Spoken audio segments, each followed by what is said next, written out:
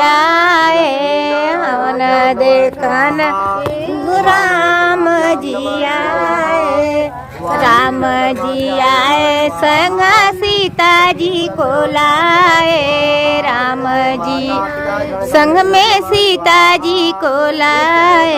ए जी गोदिया में आए हैं कुशल लनाए। जी गोदिया में आए हैं कुशल लनाज होला निया मंदिर के ऊपर आज होला मंदिर के ऊपर हवन देखन को कृष्णा जी आए।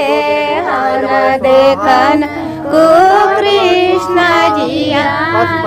कृष्णा जी आए संग राधा जी को लाए। कृष्णा जी आए संग में राधा जी को लाए। जी गोदिया में आए हैं प्रद्युम्न ललनाए। जी आए हैं प्रद्युम्न ललनाए। आज होला हवनिया मंदिर के ऊपर आज होला हवनी मंदिर के ऊपर हवन देखन के गणेश जिया। हवन देखन को गणेश जी आए।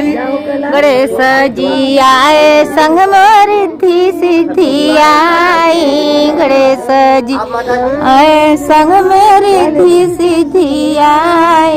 ए जी गोदिया में आए हैं शुभ लाभ ललनाए। जी गोदिया में आए हैं शुभ लाभ ललनाए। आज होला हवनिया मंदिर के ऊपर आज होला हवनिया मंदिर के ऊपर पंडित मंत्र उचारे मंदिर के ऊपर पंडित मंत्र उचारे।